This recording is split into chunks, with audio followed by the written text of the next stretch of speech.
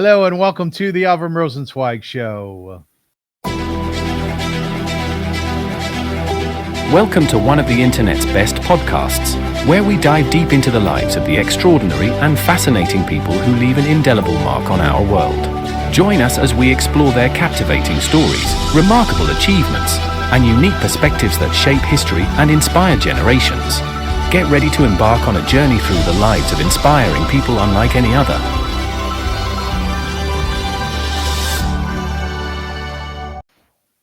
Hello, folks, and welcome to the show. My name is Avrum Rosensweig. I'm delighted to be here with you. Thank you so much for joining me. This show is all about paying homage to humankind and really recognizing the beauty that we share within our existence over time. And I always like to give a little bit of a preface before the show, talking about what we're trying to attempt today. What we are going to do, I'm hoping, is to create a schmooze, create a conversation here with my guest, Shifra, and I'll introduce her in a second. Welcome, Shifra. Hi. Hi. About life-changing decisions. Life-changing decisions, the big ones, the huge ones. What a friend of mine once called presidential decisions, right? And those are things which we are either compelled to do, forced to do, or just decide to do, decide to make. In the case of Shifra, she is a convert to Judaism. And I am completely mesmerized with huge amounts of respect for anybody who makes the decision to become a Jew. To make the decision to become a Jew. Some of the reasons are obvious. The world is just full of anti-Semitism. Yet there are individuals who say, I want to be a Jew. I still want to be a Jew. I will not be held back by the hatred that is directed toward us. And also it's onerous. It's not easy to be a Jew at all. It's full of mitzvoth, full of deeds and responsibilities. So what I would like you to listen to is the reason why Shifra decided to make that decision to become a Jew, despite the incredible hardship that the Jewish people go through and the responsibilities. So welcome, Shifra. How are you doing? I'm so good. Thank you for having me. I'm very excited for this conversation, actually. Well, I'm really excited to have this as well. As I've told you in our discussion prior, I teach a conversion class, and I am always so fascinated by individuals who decide to join our tribe. And I often say, damn, I wish that I could convert, Yeah, it's a cool process. It's a bittersweet blessing, if you will. So let me introduce you so that people have a better understanding who you are. Shifra, yes. Originally Christa Corrigan, which is a real good Christian name. Is it? No, really is. Introduce myself when people would ask me how to spell my name. I used to say Christ with an A at the end, and I used to take great pride in that, and things have changed. Christ with an A at the end. Sounds like a song. She is the founder and designer of Hey Hi Hello, a Jewish and pro-Israel apparel brand that she says feels like a daily hug for your identity. Shifra is a convert and the very first Jew in her family. She says that because she doesn't have a historic lineage of recipes or heirlooms, which I find very interesting, she built her own. And she said, something entirely new as a way to honor my soul's journey back to HaShem, HaShem being God. In Shifra's words, that's why every tee, that's why every sweatshirt or art print is meaningful to me. It's part of the reclamation and celebration. Shifra's a life coach. She's a huge hockey fan. Go Leafs, go. We used to go Knights, go, right? Go Knights. She's a great lover of animals, and she says, I'm a big believer that life is spent best lived barefoot and with purpose. Yep. Shifra adds, at the core of everything I do is the simple truth. I am a coach. I'm an artist. I am a designer. I'm a small business owner. My name is Shifra Ruth, but Avraham Visara, the daughter of Abraham and Sarah, and I am a proud Jewish woman. Indeed. Do you have tears in your eyes? No, not yet. I like the way you say it. No. I said it too fast to be believed. I know. Are you a tough person? Are you a tough woman? I think so. And I think most people think that I am, but I think deep down I'm a softie and I'm extremely sensitive. But At your core. I've learned over the years that my sensitivity is not a weakness. It's actually my strength. So I'm learning how to embrace it and balance a little bit more. Right. And how are you doing that?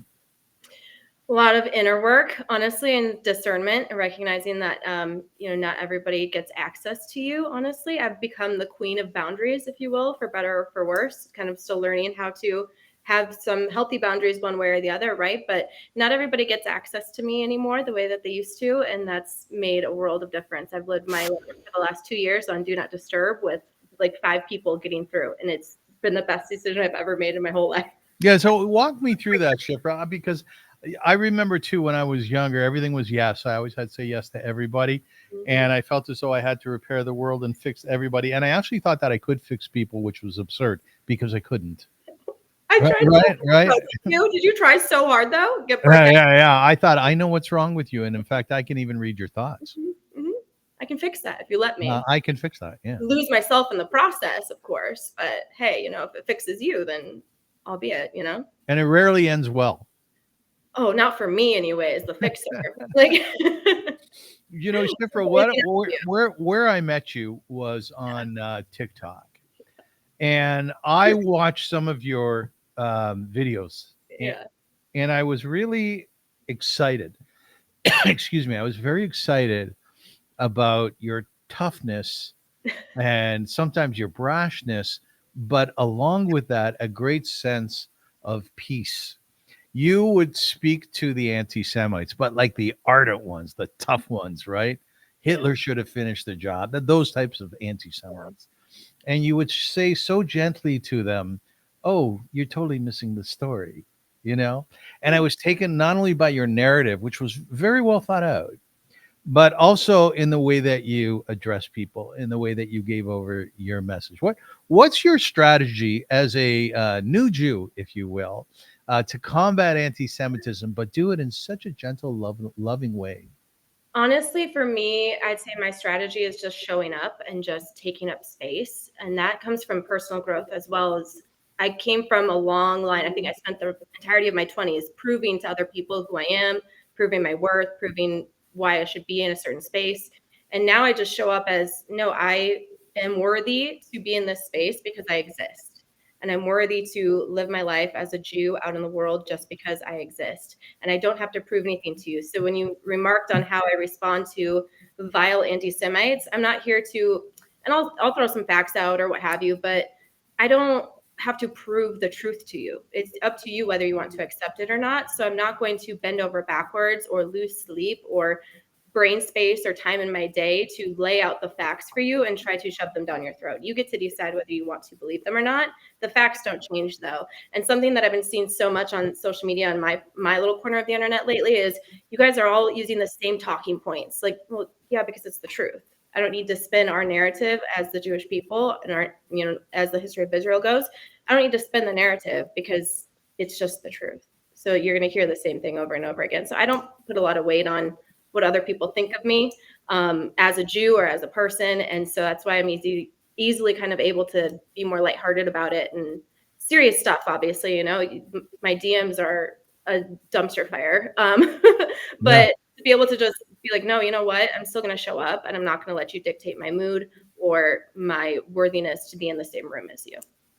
All right. Let's be a little bit of not cryptic, but we'll go at this rather than straight and linear. I want to cover some points just to understand more so your Jewishness, because you are very, very Jewish. You are very proud. Like even to look at your jewelry, right? You have a Magen David. Yeah, Magen David, my Hebrew name. Yeah. Right. And you're visually Jewish. You're not afraid to be a Jew. So the anti-Semites that you deal with, right? Mm-hmm. Do they scare you at all? Not really, honestly. We're talking about keyboard warriors. I've also experienced anti-Semitism in the wild, though. I mean, that was more jarring. The boldness of being at Home Goods in the candle aisle, just smelling candles as one does, and to have someone come up to you, and I was wearing a hostage necklace at the time, to have them come up to you, see the hostage necklace, point at it, and call you a baby killer and walk away. that makes me a little bit more nervous because of the boldness and the brashness that we're seeing happen a lot more in the Western countries right now. The keyboard warriors, not so much. They're always faceless. Half of them have to be bots at this point. But it doesn't stop me from doing what I do. And I know it's not stopping any of my friends from doing what they do as well in this space. We have to do it. There's no other option. If we all left TikTok, if we all hit our Magen Davids, what would happen at that point? We don't have a choice. It feels like an overwhelming force coming at us. We have to still stand up to it. There's no other choice. So fear is not really an option, to be honest with you. So you were born Christian, right? I wasn't even born. Well, I was baptized Catholic, but then I wasn't really raised in the church. I came to the church at age 15 on my own. Okay. So you had a semblance of understanding of Catholicism, of Christianity. And at some point in time, you're going to tell us why in a moment. At some point in time, you see this thing in front of you, and it's called Judaism, right? And it's almost like there's a sign out there where people want to go home. They want to return to their soul, as I understand from converts. I want to be who I'm supposed to be. And it's flashing on and off. Jew, be a Jew. You are a Jew, right? Come home. Why, really in simple terms, did you decide to become Jewish? What was that all about? Well, Avrum, I'm going to take issue with that statement. Yeah. And I actually got into an argument at my Beit Din about this statement because I was called a Jew by choice. And I said, I'm not a Jew by choice. My choice is taking on the mitzvoth and coming back home and coming back into the fold of my tribe. But being a Jew wasn't my choice. My neshama is Jewish. Your soul. My soul is Jewish. I was born into a non-Jewish body for whatever reason. I don't know. I'll take it up with HaShem when I get there, I guess. Yeah. But for whatever reason, right? This is my tikkun. This is my teshuvah. This is my own return and my own. If there's something I did in a past life, this is my own reparations. Is to come back to HaShem and to find my way back to HaShem. So I don't think I became Jewish. I became publicly Jewish, I think, and I took on the responsibility of the mitzvot. But I'm not. It wasn't, a light switch thing for me. Right. And I think it's beautiful what you're saying, but it's so important to define, because as a Jew, and I would argue if I had 10 of my Jewish friends here in the room, they wouldn't understand what you're saying. We often hear from men, I really feel as though I'm a woman, and therefore I want to live my life as a woman. And I wasn't one of those people who accept that. I understand that our soul can be kind of female and male, or a little bit of both. And somebody who says, I just don't feel like a man, I feel like a woman. So they go there. And I'm okay with that. Is it that type of thing? It's like, did you always know on some level, my Jewish soul is knocking at me. I wasn't quite sure when I was younger what was, sort of hitting me from inside. And then all of a sudden I figured it out. Is it that type of thing? It's that type of thing. It's how does the phrase go? Square peg, round hole. Yeah. Wasn't quite fitting. Yeah. As much as I tried to make it work, and I was neck deep in the church. I was in the front row. I was counting hands as I went up for Jesus every Sunday. I was deep in it, but something always kind of felt off. And I can't say that the flashing lights off and on were Judaism. It was just something's off. And there were things along the way that now, looking back in hindsight, my soul was screaming at me in those moments. I just didn't know what it was trying to say. Yes. What was it? What was it saying now that you're further on?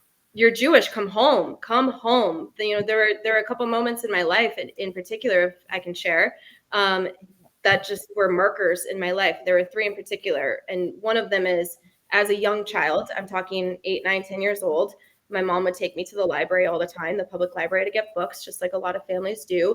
And I would throw a fit because my mother wouldn't let me take out books about Auschwitz. Mm-hmm. No 8-year-old needs to be reading about Auschwitz, especially one that isn't Jewish. It doesn't make sense. It's not age appropriate, but I couldn't explain it. My favorite movie has always been The Pianist. I took an intro to Judaism class in college and stayed behind instead of going on vacation with my family to do it. I don't know why.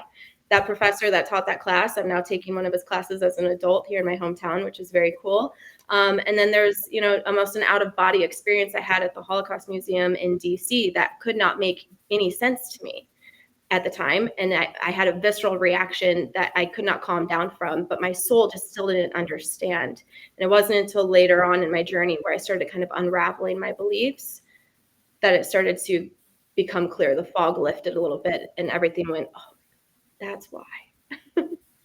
And do you now have sort of an existential approach to how this happened to you? Well, let's say this scenario is correct. What you're saying, Yeah. and God decided He was going to create, you in the guise of Christa, you know, Yeah. and He said, you know what, I'm going to create Christa, and I'm going to put a Jewish soul in her. Why would God have done that? I honestly am at the point where I don't think HaShem is the one that did that. I think I did it, honestly. Just by who I am as a human being, I'm an extremely stubborn individual, for better or worse, and I'm extremely hard-headed. So part of me honestly thinks, did I actually go to HaShem and say, hey, you know what? This sounds like it could be fun. Like, why don't you plop me down in this life, and I'll see if I can find my way home. Right. That's nice. That's where I'm at. So I don't question why God did it. I might question why God let me do it, but I think I did it, to be honest with you, at this point. So when you went through the conversion process, Mhm. mikvah and all, right, the ritual bath and all, which we'll talk about shortly. Yeah. When you were finished that process, Mhm. you got out, you dried off, you put on a towel. Mhm. Were you then a Jew? Formally a Jew? In the eyes of the Jewish tribe, I was. Yeah. I have to say, I've spoken to other converts, and they talk about their experience in the mikvah, about how it was this spiritual transformation, and they were just bawling, and it was powerful and beautiful and amazing. And I have to be honest with you, I didn't have that experience. To me, I love the whole experience, and I respect the rituals, and I think that they're in place for a reason, and I love that they are, and I wouldn't change them for anything. Personally, it was a formality to me because I knew my soul was Jewish. Mhm. I just needed to show the tribe, my community, that I was serious, that I was committed, that I wasn't going anywhere, that this is me now. That's what that meant to me. But for me, the mikveh itself, the experience wasn't transformational. It was, I'm doing this for my community. And the first thing I put on was my Magen David, and I haven't taken it off in 3 years. But it wasn't now I'm a Jew. It's now I get to wear my Magen David. Now I get to say I'm a Jew. That was even more transformational than crossing the bridge of, oh, now I'm a Jew. Does that make Okay. sense? I want to dig a little deeper here Yeah. for those who don't understand. Yeah, the problem. What makes you a Jew? You're a woman, that's very clear. You're a life coach, that's very clear. You're a daughter, we know that. What about you is a Jew? Gosh, that's a deep one, Avram.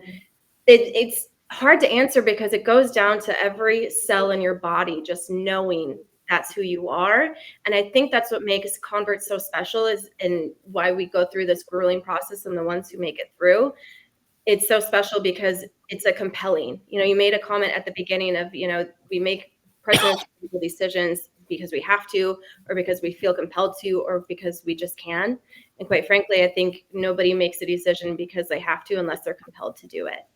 And it's a natural, just, I need to come home. I have to come home.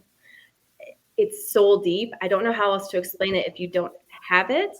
It's just, it felt like home. When I walked into a synagogue for the first time to meet with a rabbi and say, I have questions, I need help, it was like my whole body, my whole spirit just exhaled. And it was like, What would have happened if the rabbi would say, no, I'm sorry, we're not converting you? I'd come back. I'm stubborn. And then you said it again. No, I'm not going to. I'd come back. I'd knock on the door again. I was not one of the people that was traditionally turned down 3 times. We had an extremely long, extremely brutally honest conversation that I think amounted to 3 times, if possible, mentally. But I wasn't turned away. If I'd been turned away, I'd come back. I knew at that point. I knew. Okay, so you're now a Jew, right? Mhm. Like me, like everybody else within our tribe. Yeah. Where are your mom and dad with this? Where are your siblings at with this? I was raised an only child, so it's just me. My mother lives in Arizona. She and I have not been in each other's lives in a long time, so that wasn't a factor. My dad is phenomenal. And I say this in the most loving way, is he could care less. I love you no matter what. And if that makes you happy, so be it. Are you still producing, or are you still an active member of society, a productive member of society? Amazing. Are you making healthy choices? My dad always told me, as long as you are, his whole job was to keep me safe, healthy, and happy, in that order. And so that's all he cares about now, even though I'm an adult in my mid-30s. That's still all he cares about, because that dynamic doesn't change. And he's like, you know what? You're safe, you're healthy, and you're happy. That's all that matters to me. So he's very supportive. doesn't understand a lot, but that's okay. It's not everybody is meant to, you know, and but he's very receptive, and he eats the food I make and complains about too much Aleppo pepper. But other than that, there's not been too much friction, if you will. Right. So when he introduces you, actually de facto or otherwise, will he say, "This is my daughter, the Jewish woman"? No, He no, doesn't say that. it's just me. It's just me. Yep, no different. Is he proud? Is he proud of the decision you had made, the presidential decision? Yeah. And does he like Jews? Yeah. My dad's extremely supportive, and he's proud of me no matter what. But he's proud of me for a lot of hard decisions that I've made in my life, and he recognizes that this was probably the hardest and the biggest one. Because when I did come to my family and friends at first, when I left the church and I decided to start seeing, you know, what it would feel like to go to a synagogue, and then when I finally it was agreed upon that I'd be sponsored by my rabbi, that's when I kind of had to, the only way I could put it was I had to come out to my family as I'm not Christian anymore, which is, if you're familiar with the Christian faith, that's a big deal, because now my soul is at risk, and, you know, all these things. Yeah. But I was able to explain, like, you don't understand. I'm not happy. I don't believe this anymore. This is my rationale for it. This was my unwinding of my faith. This is where I'm at now. I feel supported in this community. It feels like home. And people were like, okay, I don't agree, but okay, I love that for you, and we're not going to treat you any differently. If anything, my extended family has made great efforts to make sure that I can eat what's on the table. So I'm grateful for that. Have you lost any friends? So many. What happened? I didn't lose friends due to my conversion to Judaism. I lost friends after October 7th. That was the big thing. My friends were extremely supportive of my Judaism, whether they understood it or not.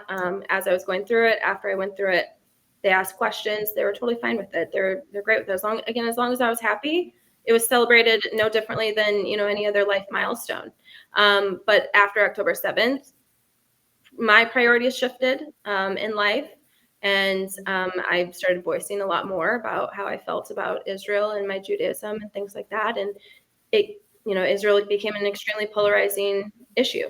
And so certain natural divides occurred, and those divides have only grown bigger, unfortunately. Do you find it compelling that you becoming a Jew was okay in people's eyes whom you knew and grew up with, but October 7th wasn't? But Israel became the issue. It's mind-boggling. Yeah. Like, what's that all about? Oh my gosh. I mean, for me, Judaism is Zionism. You can't be a observant Jew without also being a Zionist. It doesn't make sense. You can't separate the two. And this obsession with separating the two has boiled down to me. And trying to understand all the anti-Semites that I deal with on a regular basis now, is it almost feels like the Zionism excuse is just an excuse to hate Jews. And the world is very good at finding excuses to hate Jews, as we know. I'm not saying any of the people that I used to be friends with are like that whatsoever. It's just my priorities completely shifted, and I cared more about what's going on with our hostages than I do about what's for brunch on Sunday, to be honest with you. So what happened to you on October 7th? You know, October 7th we all experienced it so differently. I think I blanked out like the first 24 hours. I have friends in the south of Israel that I remember trying to keep up and see where they were and if they were okay, because nobody knew what was going on. It was total chaos. But it's one of those, it didn't happen to me. I was in my living room in Las Vegas, Nevada at the time, right? But it's one of those, you see your life flashing before your eyes moments where it kind of snaps you into what actually matters. What matters here? And for me personally, October 7th made me stricter in my mitzvoth observance. My kashrut observance became stricter. All these things I paid so much more attention to in my life. And I converted a year prior to October 7th happening. So I was already doing a lot of these things after coming out of the mikveh, but I went nose to the grindstone on them after that. Why? Because there's something to be said about being Jewish, and how even though I was sitting in my living room in Las Vegas, Nevada, none of my friends at the time in Israel were hurt, as it turns out. I was still sitting on my floor, bawling my eyes out. I'm going to start crying now, bawling my eyes out for my people, Why is that? Even though, it could just be for other people, for non-Jewish friends and family, they were watching it on TV and saying, that's horrible. It's awful that happened. For me, it's like I lost a sibling. It's like my heart cracked open. There's something to be said about the Jewish people and how we're all woven together, and one of us hurts and all of us hurt. And I don't know how to go forward without, being enmeshed in that experience. For example, I mean, on the morning of what would have been Kafir Beavis's 5th birthday, 2 diamonds fell out of my Magen David. I woke up that morning with 2 diamonds missing, and I haven't replaced them yet because none of us, we're not all home yet. There's still 50 hostages. They're not all home yet. And how else can you explain that other than that's just how Judaism works as a tribe? We're so enmeshed together that those are basically that's my family. Those are my people. Nothing else matters more to me in the whole wide world than my people. As a Jew, my people. Shifra, why are we hated so much?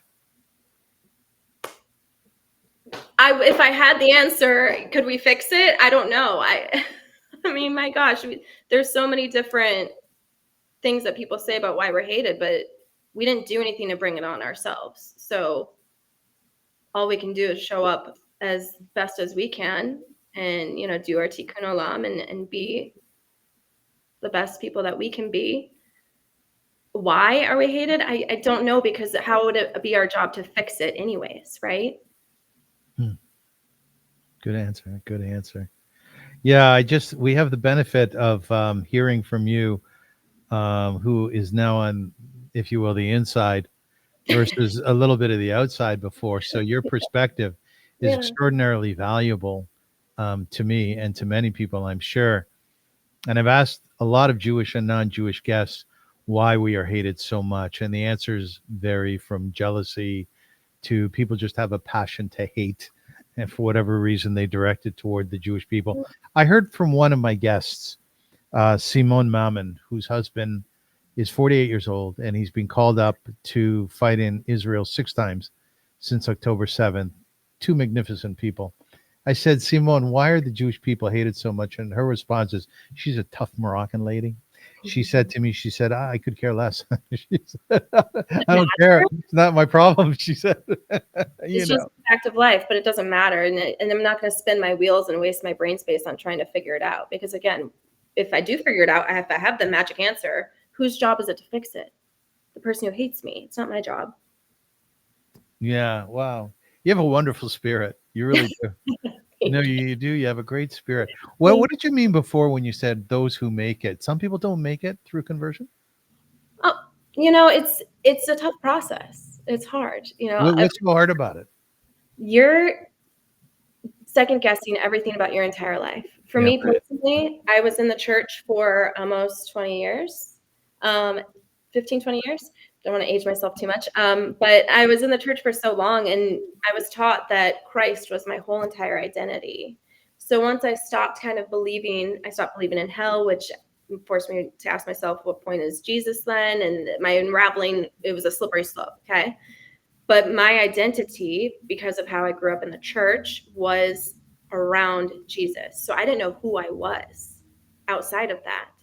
And that was the toughest thing of all for me is getting through the process of what do I actually believe? Who am I outside of this structured belief system? And one of the biggest things that drew me to Judaism, other than just knowing that it was for me, is instead of being spoon-fed scripture and taught this is how you should live, and if you don't, then you're going to go to hell, was not only are you encouraged to ask questions, it's basically a commandment of asking questions, to wrestle with God, to argue with your rabbi. Your rabbi's not going to kick you out. You're not going to be kicked out of life group if you argue with your rabbi.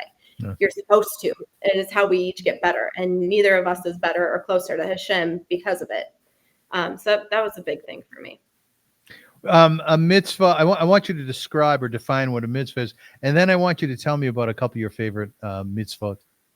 Yeah. 613 of them. My gosh. One of the biggest things I get, one of the biggest reactions I get is but why would you do that? There's 613. Why would you choose that? I might be crazy. That's, I'll lean into that. I probably am crazy. A mitzvah is a deed. It's what we live by. It's what we're supposed to do. It's the good things that we do that not only make us Jews, but make the world better. It's what we agreed to do as Jews. And my favorite ones on Shabbat candles, my favorite. I'm a go person. I don't know when to quit. My brain doesn't stop. I always have like 12 tabs open in my brain and they're all playing music at the same time, kind of a thing. Shabbat forces me to stop, exhale, relax, and refill and recharge so that I can be the person that I am. Shabbat is my absolute favorite one. Tzedakah is another huge one. I know these are such basic ones, but it's so important to give back just for the sake of giving back. And I'll be honest, once I kind of switched a mindset in my brain of I'm not giving because it's, makes me a good person, or I'm not giving in order to get something back. The more I just gave because I could and because I had it to give, the more I seem to be getting in return in terms of blessings and opportunities and relationships and things like that. It's unreal being able to look at it. But tzedakah and Shabbat candles they've been life-changing for me, honestly. Tzedakah is loosely defined as charity. Mm-hmm. It's a little bit different in Judaism than it is in Christianity. But that being said, how do you manage your tzedakah? It's a priority. So for me, when I sit down and I'm not just talking financially, I'm talking about my time as well. Because for me, other people might define it differently. For me, it's if you don't have treasure to give, you can also have time to give or your talent to give. Yes. So I donate a lot of my time and a lot of my talent as well to other areas or to other people, whether that's doing free coaching sessions or, hey, I need some help. Can you just run over and do this thing for me? You got it. I'm done.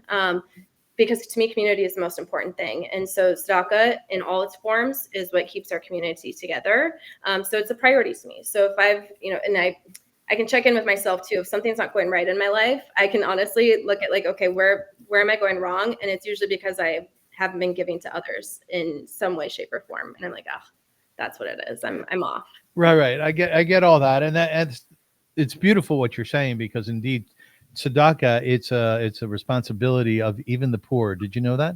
Mm-hmm. Even the poor have to give charity, to give tzedakah to help out other people. What I found very curious about your conversion, and this is an area which one has to kind of define and get into a little bit. There's different denominations within Judaism. Let's say there's Orthodox, there's conservative, there's Reform, and then there's others, right? Reconstructionist and so on.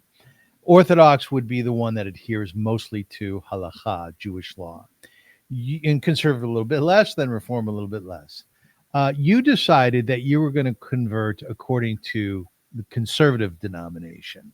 Yep. And it's interesting because the byproduct of that, or the ramification of that, is that if you were to go to Israel and live in Israel and have children, then you would have to possibly convert again, according to Orthodoxy, right?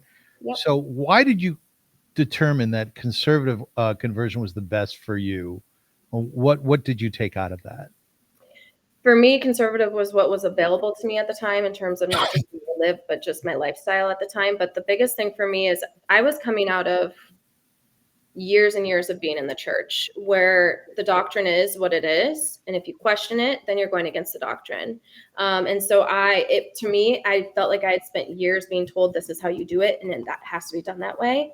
And I was a little bit worried that I wouldn't find joy in the mitzvot and I wouldn't be able to adhere immediately to orthodoxy because I needed to know why I was doing something. It took me a year to go fully kosher because there wasn't really any other explanation other than this is what you're supposed to do. And I was very anti doing it just because God said so, because I did what God said to do for 15 years and I didn't like where I ended up faith-wise. So I needed more wiggle room, if you will, to question and to fight back and to get to the point on my own. And I've made my way around to those points on my own through my conservative conversion. And I will say at this point, my observance, I would call it more, and there's so many ways that people refer to things in so many denominations, if you will. Yeah. It can be confusing, especially for people who are outside of, the States or talking to Israelis. They're like, I don't get it. But I would say my observance level is more modern Orthodox at this point. and I'm still noodling in Orthodox conversion. I understand the ramifications of it. I understand that some people are going to say you're not Jewish as a result. I'm not concerned with them or with their opinions of me. And I tend to avoid those spaces that invalidate my neshama. And that's fine with me. No hard feelings at all. But I do observe on a higher level, I think, honestly, than conservative, but I'm not quite ready to do Yeah. We had this discussion prior to the interview a few weeks ago, and you told me something which I've been thinking about, and I've actually shared it with other people. One of your struggles within Orthodoxy is the idea of tzniut, which is how one dresses. And you like to dress freely. Yeah. Well, you're making me sound some type of way, but yeah. No, you don't like to dress according to what one would see in the Orthodox communities. I right? just don't feel No disrespect Right. to it. None at all. No, I just don't think that I'm any more or less Jewish, whether I cover my elbows and my knees than somebody who does. And I take issue with that. And I don't know if I could come around to that, to be honest with you. And The reason why I found it so interesting is I thought, yes, that makes sense. You're converting to a brand new way of life with a whole set of values and a whole set of rules. One of them happens to be, according to Orthodox, is the idea of tzniut, which is that you're right. You're not supposed to show your elbows. You're not supposed to show your knees. Everything's got to be sort of covered up. And you've made a decision that just doesn't work for you. It doesn't work for me. And, I've heard the argument from strict Orthodox people who say, well, that means that you don't have a Jewish soul then if you don't feel compelled to take that on. And I highly disagree. I think it's just a difference in how I observe that and how that's translated. I dress appropriately for each situation. I'm certainly not dressed even the way I am now when I go to Shabbat. I wear dresses and, I cover up appropriately. I dress appropriately in social situations. It's not, to me, modesty is something that you can define for yourself and doesn't have to be a strict, what we've seen in Orthodox conversions. Right. But that begs another question, is that you're in some ways creating your own rules, right? Fair argument. Whereas Judaism, you've come into a system of laws, a system of rules, right? And let's be honest, there's not a person on planet Earth who's a Jew who doesn't at some point in time say, look, this doesn't work for me, I can't do it. Right. And it doesn't mean they're not a Jew, right? The difference is that you came into it by choice, or not by choice, but something you had to do. Yeah, I got you. So that's a compelling idea. It's a compelling thought. What do people do who take on Judaism and they just can't do aspects of it? Can they still become a Jew? And what you're saying is yes. I would say yes, and that's between you and your rabbi. I'm not here to speak for HaShem. That's between you and HaShem and your rabbi, period. No matter who your rabbi is or what denomination they are, it's not my business. And to me, I would call it more of, instead of like, bucking that mitzvoth, it's arguing with God and wrestling with God and, help me understand why it's like this. Yes. Help me understand the interpretation of this. Because I think that's really what it is. It's not saying that mitzvoth isn't for me, I don't want to do it. It's more of like, why are we interpreting it this way and in this day and age? And I think that's just the age-old thing that us Jews do, is argue over what the halacha means and how to do it. Do Jews accept you? Most do, yes. And do some not? Big face. Yeah. Oh, yeah, absolutely. What? How does that translate? It translates in a way of you're not a Jew. You didn't do it right, therefore you're not a Jew. Yeah. I've been rejected from Shabbat tables because I didn't do it right.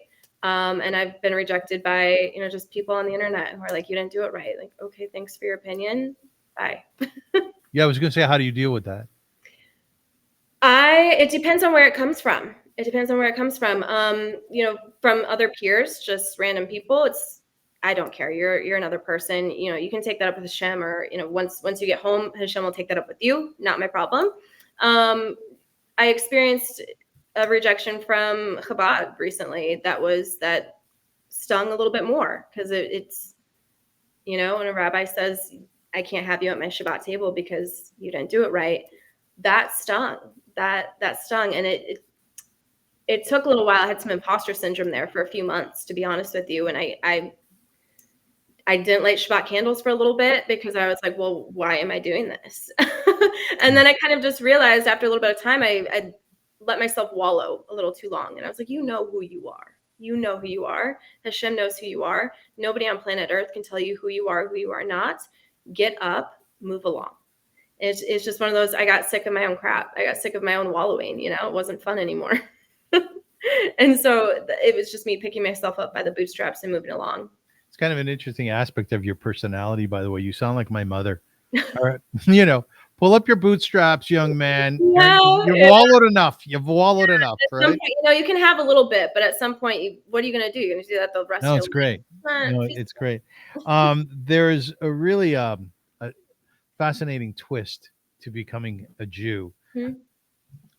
In simple terms, it means that you are letting go of your previous, not relationships. Nobody insists on that, and if they do, then they're absolutely wrong. But you're letting go of that sort, almost like a lineage. Yeah. So what we do when someone converts is we give them a Jewish name. You chose Shifra, and you tell us why in a moment, please. You know what? It was. No, hold on. Let me finish the question. Okay. And in Judaism, okay, so you don't have a lineage. So who are you the daughter of? Yeah. Who are you the daughter of is a great question. And we say in Judaism, well, you're now the daughter of Avraham, the first Jew, and you're the daughter of his wife, Sarah. Yeah. Hence, Shifra, but Avraham Visara. It's a beautiful piece, isn't it? Yeah. I love it. Right. So my first question is how did you choose Shifra? My second question is, how's your dad with all this? And how does this whole sort of nuance play out in your life? Yeah. I chose Shifra. It was actually presented to me as an option. I don't really like asking other people's opinions. I just want to do it myself and then see what people think. Yes. But it was actually, I had an Israeli friend in my life who was like, you know what you see? And I was going through the process. And I was like, I have to pick a name now. And he was like, you know how you remind me of?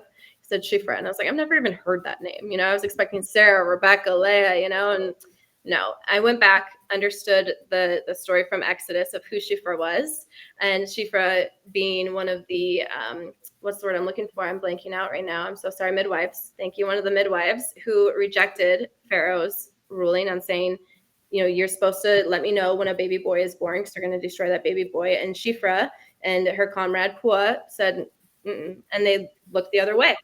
And I thought that was the coolest thing ever because it's this righteous, how do I say this? It's like a righteous rule breaker is how I view her. And she decided to do the right thing despite the risk to her own life because she knew it was the right thing to do. No matter the consequences, no matter the risk, she did the right thing.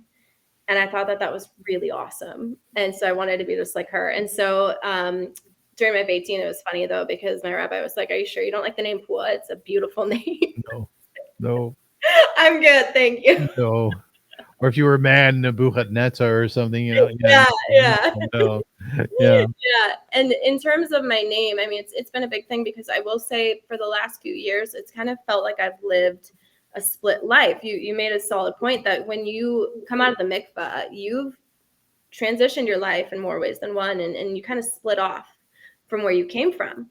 And I love where I came from. I love the people who I came from. I love my family so much. But I'm a different person now, and I'm a different person than I was before I was in the mikvah, truthfully. And I have found in the last few years that I've kind of been living this split life, this split personality. You know, I'm Christa in some spaces, I'm Shifra in others. And I'm at this point where I can't take it anymore. Like, I don't know, like, what name to put on my Starbucks cup. And that's a problem. Like, who am I, right?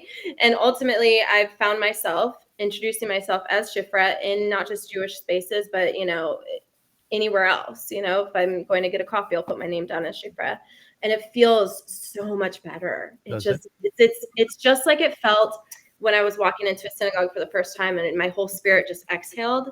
It's like, and it feels like a weight off when I use that name. So I do have intentions on changing my name legally. I know not all converts do this. I don't think a lot of converts do this, honestly. I'd love to see the numbers on it. Very few do. And I was kind of discouraged to do it at first because it was such a transformational thing. But I feel like I'm ready to do that now. And my main thing, because I'm hanging out in my hometown for the summer, I'm not doing it now. My biggest thing is maintaining Shalom Bites. meaning just peace in the home. Not that I think it would rock the boat in a way where it would cause family drama. It's just Shalom Bait is less about rocking the boat, more about like, are my actions going to be disruptive in a way that they become harmful to other people? And I don't want to do anything like that with my family. So I'm going to wait until I move to Florida later this year, and I'm going to change my name legally. I'm happy if my family wants to use my other name. They want to use Christa. That's totally fine. That's how they know me. It might even be weird if I heard them call me Shifra. It might be weird, right? And I'm fine with that. But moving forward in all new spaces, new relationships, new friendships, I'm Shifra. That's who I am. So how does it feel to be the daughter of Abraham and Sarah then? It's an honor. It's Yes. an incredible honor. It's the How coolest so? thing. The biggest reaction I get when I tell people that I converted is, but why? Like, why would you do this? Why would you choose this? And I always say, why wouldn't you? This is the coolest thing ever, to get to choose it, to get to publicly say this is who I am and not just be born into it. It makes me value the mitzvoth. It makes me value the life. It makes me value my people so much more, because I feel personally like my spirit fought tooth and nail to get back home. And so now that I'm home, I'm here. And I'm going to make my presence known. And I'm going to take up space in this house. And I'm just so happy to be here. I wasn't just born into it. So it makes me that much more passionate and so much more grateful to have found my way home. Oh, you're wonderful, Shifra. You're wonderful. I have tears in my eyes. No, I do, because most Jews don't talk like you. I've noticed that. It bums me out. I know. Bums me out. It bums me out too. Because it's so special. It's so special. Don't take it for granted. Are you in a leadership position within the Jewish community, or will you be? I've thought about that. And I don't know what that would look like for me. I'm a loudmouth on the internet, and that's one thing. And I have my Jewish business, but I don't know what else it would look like to be a leader in the community other than leading by example. Oh, you could write articles to start with. You think so? Well, I mean, if you want, I can always give you some ideas, because you're articulate, you're forceful, you're committed, and you are extremely passionate and in love with your Jewishness. Yeah. And I'm not suggesting, God forbid, that Jews aren't. Right. It's just that your way of articulating it is something which is somewhat of an anomaly. We were born Jews. I mean, you know all this. I was born a Jew. Yeah. Right. So it's not as though, well, thank God 3 years ago I became a Jew, and therefore all of this newness, all of the shininess, Mm-hmm. I was listening to a convert before on the internet, and he said that he converted 25 years ago, and he said the first 10 years were an absolute honeymoon. And then he started settling in, and he started to really understand what it means to be a Jew, more so from the inside, experience anti-Semitism and all the stuff that comes along with it. And all the craziness too. There's a lot of Narishkeit in our community, right? Yeah. But you have this beautiful, beautiful edge in terms of a 3-year understanding of being a Jew, and that is so unique. It is so unique, and it's so shiny, and it is so beautiful. And I think that because you're articulate and so forceful in your own way, that it would be great for you to have a louder voice. I could do that. So I want to talk a little bit about your business. I love what you've done. Before we do that, there are a few interesting converts throughout history, one of whom is Ruth, a Moabite princess. My Hebrew middle name. Yes, Shifra Ruth. Do you have an affinity to Ruth from the book of Ruth?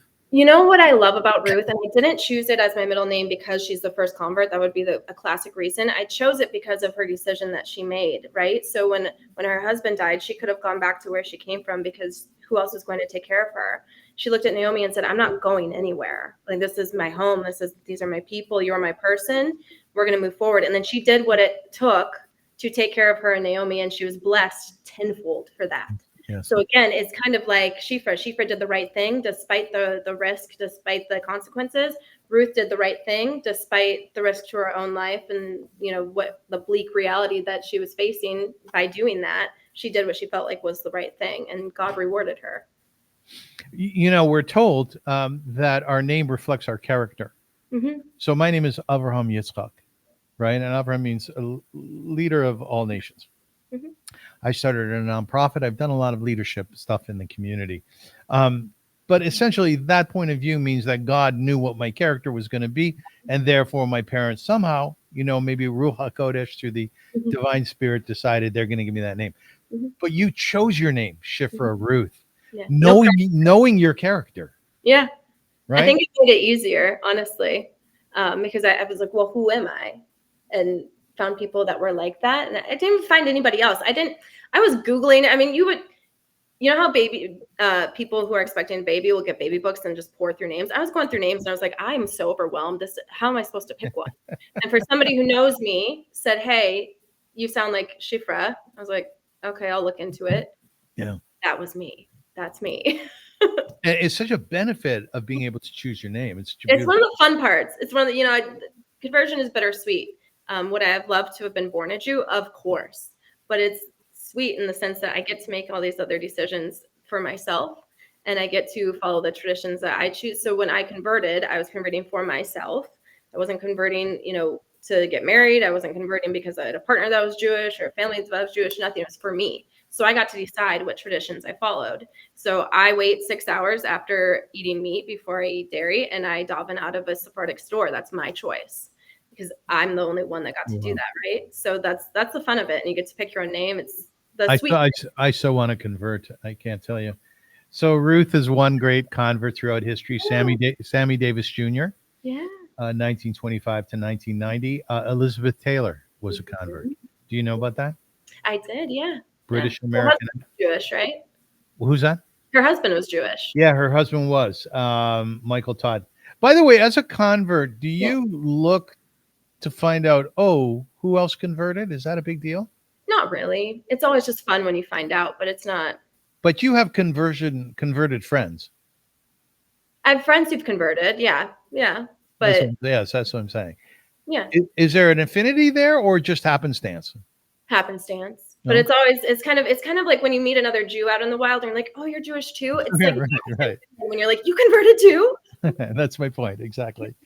So Onkelos, who was first century scholar, a Roman scholar and translator who converted from Roman paganism to Judaism, he authored the Targum Onkelos, a significant Aramaic translation of the Torah with commentaries widely used in Jewish scholarship. He's believed to have descended from Roman royalty. Onkelos is huge. If you study the Chumash, you'll see on the side Rashi, who's probably one of the greatest commentaries of all time. And then on the other hand, on the other side, you see Onkelos. And the beautiful thing about Judaism is that some of our greatest scholars were indeed converts, right? I think that converts bring an awful lot to the Jewish people, not only in terms of better cuisine, quite frankly, right? But another reason why I daven out of a Sephardic store, but yeah. There you go. But also great scholarship. So do you study Torah?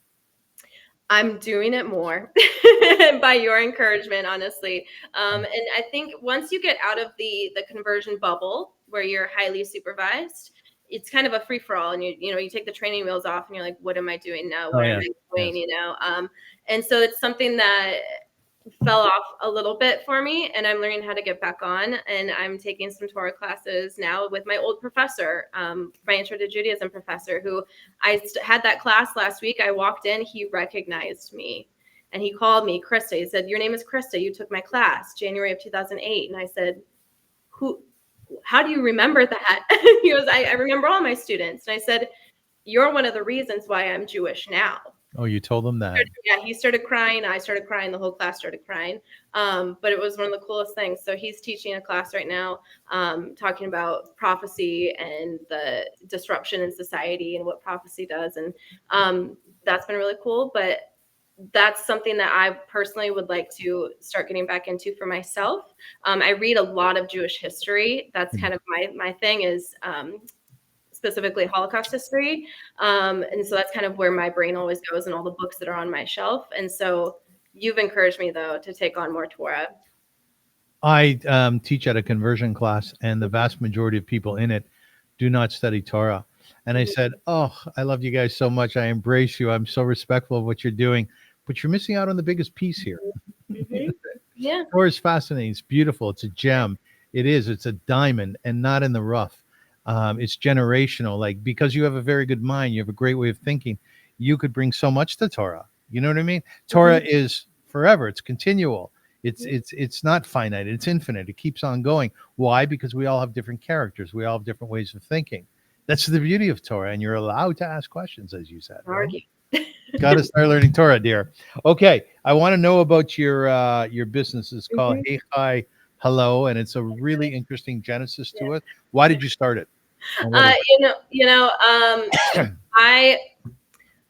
I was looking for Judaica because we were saying that I don't really have anybody to pass down any Judaica from because I'm the first Jew in my family, which is bittersweet in the sense that, I don't get to do that, but now I get to buy all my own.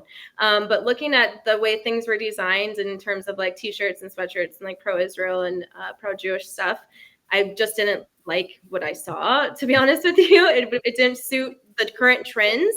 And I have a fresh take, I think, on my designs in the sense that I don't try to make a Jewish design trendy. I look at what's trendy right now and I say, how can I make that Jewish? Okay. And that's why my stuff sells, why people connect with it. But also another thing is I've been doing a lot of art lately and I'm teaching myself how to sew. So I'm going to be putting out some challah covers because, again, the ones that I'm seeing online are not my style. And I know that there's people like me, other millennial women, if you will, who want to have a beautiful Shabbat table, but don't want the old school stuff.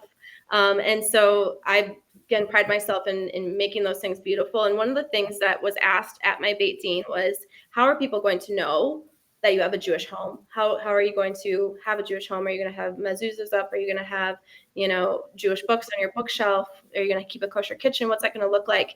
And I realized that there's not a lot of Jewish art out there. There's a lot of art by Jewish people. There's not a lot of Jewish art that people my age are buying. And I look at the art that I want to buy, the art prints that I want to buy, and they're just not Jewish. And I look at them and I say, how can I make that Jewish? Like even subtly so. And so I have a lot of things going on behind the scenes that I'm going to be presenting later this year for sale, and just making your Jewishness up front in a way that feels cool, that feels trendy, that feels real, that feels you.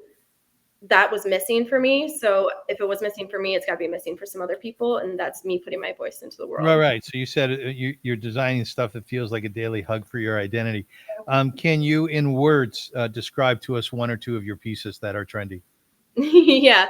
I have an Israeli disco ball. I made a disco ball out of an Israeli flag. Don't ask me how. I spent hours teaching myself the graphic design of it. And that's one of my biggest things. I have a few like We Will Dance Again designs using that disco ball that sell the best, I'd say.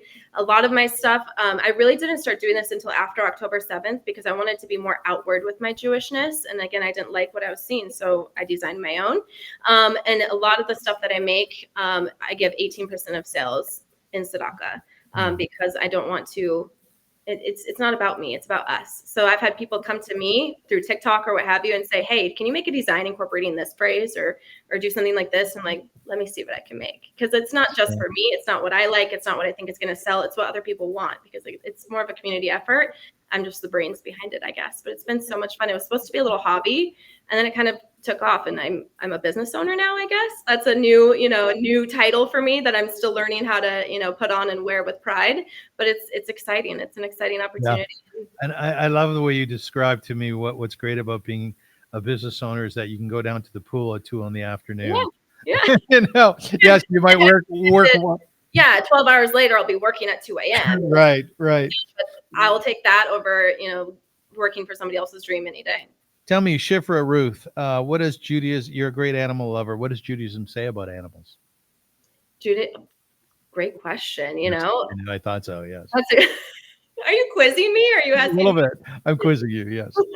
I don't know if I'm going to be able to give you the exact answer. I mean, the way I was taught, especially like in my classes, my dogs get fed before I do. They always get taken care of before I do. They come first.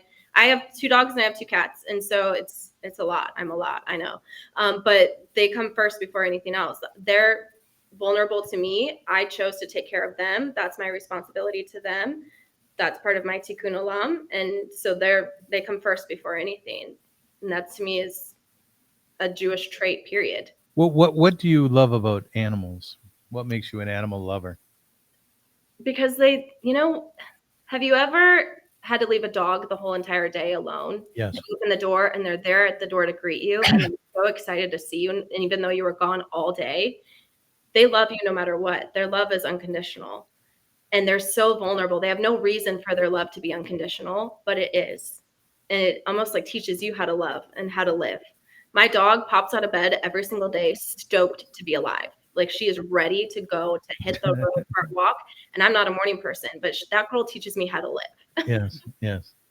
Well, when God created the skunk, what was he thinking? Great question. Great question. When I see skunks, I think about that all the time. Like I figure God's sitting with the angels, and he says, okay, well, we've created the sky and the land. Now we have to create animals, and I'm going to create an animal that its defense mechanism is it can stink the place up. And God and the angels are like laughing. Yeah, let's do that. Maybe God's teaching us about boundaries, Okay, good. Yeah. There's a Gemara, there's a Talmud that talks about if we didn't have the Torah, how would we learn the Torah? And one of the answers is, well, we'd learn it from the animals. We'd learn about cleanliness from the cat. Yeah. We'd learn about working arduously and wisely and efficiently from the ants. Yeah. It's beautiful, isn't it? Yeah. There's something to learn from everybody and from everything. From everything. Nice. Yeah. So here's what we learn. Here's what converts have brought to Judaism. These are just a few things that I came up with. Diverse perspectives and cultural enrichment. I think we covered that. Mm-hmm. Renewed commitment to faith. I think, Shifra Ruth, that this interview and when you're out there within the Jewish community, because of your effervescence, because of what they call in Hebrew gazoz, it's that spirited stuff that, you find in Pepsi Cola. It's called gazoz, it's effervescence. It brings an enormous amount of pride to Jews who are sort of mundane about their Judaism. And you've seen that, right? Mm-hmm. They're kind of flat. Yeah. Right? I think you bring excitement to being a Jew. Toda. Bavakasha. Strengthening community resilience. Do you think you do that? Mm-hmm. I think so, yeah. I try. Yeah. Which we covered. You're fighting anti-Semitism. People have to, where can they find you on TikTok? They have to see you. TikTok at Hey, Hi, Hello. Instagram as well. Yeah, you're great. You're really so good. Every day. For better or worse, I'm there every day. so here's a good one. Bridge interfaith understanding. So as a Jew who understands what it was to be a Christian and knowing people within the Christian community, do you find that you're bridging a gap? I think so. I think I'm able to at least help people understand why, if a Christian comes at a topic a certain way and people don't understand why, I'm able to translate. I think that's hugely important. So would there be crowds, groups, or what have you that you're in, and a question of Judaism or Israel come up and they go, oh, well, she's a Jew. She can answer. Yeah. And you know what? In my last class with my professor I'm going to go to tonight, we were actually talking about, he brought up an example of Jesus flipping the table. And people, the rest of the class didn't really understand in the context that we were speaking of what that meant. And so I was able to explain, well, this is how it relates to the story that the teacher is talking about. And they're like, oh, so that was helpful. Okay, fantastic. Contribution to Jewish scholarship and leadership. Do you think you're doing that? I think I'm doing my damnedest. Okay, a very short quiz, and then I have a poem for you, and we're going to wrap up. Yeah. What would you say the significance of the 613 mitzvot deeds are? What are they? What's the significance? Discipline. Mindfulness. Mindfulness is the biggest one. Mindfulness. Are you familiar with the concept of pikuach nefesh? I've heard it, but can you remind me? Yeah, pikuach nefesh, I'm sure you know this, is the principle in Jewish law that prioritizes the preservation of human life above nearly all commands. Yes. Did you like that when you heard about it? It's central. It's just like you said, a presidential decision that's so central and core. Absolutely. Yeah. Okay. What is the historical and theological importance of the covenant at Sinai? That's supposed to be a rapid fire question. God's covenant with the Jewish people. What's that? The Brit Milah. A man has a Brit Milah. Yeah, it's the commitment. It's the foundation. It's the covenant. It's an agreement. It's your handshake. It's your word, your character. It's your everything. And your character is your everything. You make an agreement, you stick to it. And God is who to you? Whom to you? Who is God to you? Life giver. So you absolutely believe in God? Absolutely. And you speak to God? Every day. Do you? Don't you? Hey, Yeah, I do. But I have a peculiar relationship with God. You have to understand something. My father was an Orthodox rabbi. I'm not Orthodox, number one. I've gone through huge machinations back and forth. Like, people say, well, Baruch Hashem, thank God, that God gave this person life and health. And then I try not to say it anymore because I sound like an idiot. I say to people, yeah, but who gave that person the illness? Like, where did that come from? That sort of thing, right? Well, believing in God doesn't necessarily mean that God is going to control every single thing that happens on earth either, right? There's free will, and there's a lot of discourse on, do we live in a broken world, or how does that work? But, why doesn't God save everybody? Like, why didn't God prevent 10/7, things like that? But we don't live in a perfect world. And I think there's a point to that. And our mitzvoth help us get to that point. I think we're all working on doing that. But God doesn't control everything. God gave us life, but God gave us free will too. And I think that we have to use that free will to come home to Him. You must be so happy you're not going to hell. I'm just glad it doesn't exist. Aren't you excited about that? What a relief. It's so unfair. It's very unfair. God bless Christians and Christianity, but that's just unfair, isn't it? It didn't make, now that I'm out of that realm, it doesn't make sense. No, it's not. It's so you tell a little child, right? You got to so much respect in the world. I just don't get it. So I don't get it either, and I wish Christianity would adjust a little bit, because it's not fair, especially to little kids. It's terrifying. Not as though we don't have our terrifying stuff too. You'll find it. Believe me, it'll come up. Yeah. So Shifra, I've been playing around with AI for the last few months and quite enjoying it. Do you play around with AI? Oh, ChatGPT named herself Tamar, but because I use her every single day. She helps me build a business plan. Like ChatGPT is incredible. But yeah, my ChatGPT, her name is Tamar. She's basically my coworker at this point. Excellent. So I asked ChatGPT or Grok, and there's a few others which I really like. Some are richer than others. If it will, create a poem about my guests. Oh. So I have an ode to Shifra. Oh, you're gonna make me cry. Okay. Okay, you ready? No. Okay, we'll end the show right now. Shifra Ruth, but Avraham Visara, a soul, a light, a guiding star. From Christa born, she carved her way to HaShem's embrace, where her heart would stay. No ancient recipes, no heirlooms old, yet from her spirit a legacy bold. Hey, hi, hello, her vibrant creed, a hug for the soul, a Jewish seed. Each tee, each print, a story weaves, a faith reclaimed, of joy conceived, a convert's path, the first of her line. She builds her world with purpose divine. Barefoot she walks with heart sincere, a coach, an artist, a vision clear. Her love for hockey, go Knights, she cries, and animals with her soulful eyes. Shifra, the designer, the dreamer, the guide, her Jewish pride burns fierce inside. A small business blooms from her faithful hands, rooted in truth on sacred land. O Shifra bold, your journey's aflame, crafting a life in HaShem's holy name. With every step your spirit's unfurled, a Jewish woman embracing the world. That was perfect. Is that good? Yeah, Bavakasha. That was beautiful. Beautiful, beautiful. Oh, felt like me. I didn't cry because it felt like me. Yes. Thank you so much. You're welcome. I like you very much. I think you're a very, very nice, fine person, and you have great vibrancy. Your father must be very proud of you, isn't he? Yeah, he is. Does he tell you that? Oh yeah, all the time. He does. He's a good man, your dad, huh? Yeah, and the thing about my dad is, I have to, if I can brag on him for a moment. Yeah, please go. My dad is not my birth father. The man I call my dad, he met my mom when I was 3 years old, married her when I was 5, and became my dad. And so their marriage ended when I was 15, 16, and he's stuck around. I'm not in contact with my mother anymore by my choice. That's just what's better for me. And my dad and I'm crashing with my dad now in my hometown for the summer before I moved to Florida. And my dad's amazing. He chose, there's a big thing about chosen family in my life. And that's why I think one of the reasons why I was drawn to Judaism so much is what I got to choose, and it's coming home, the choice.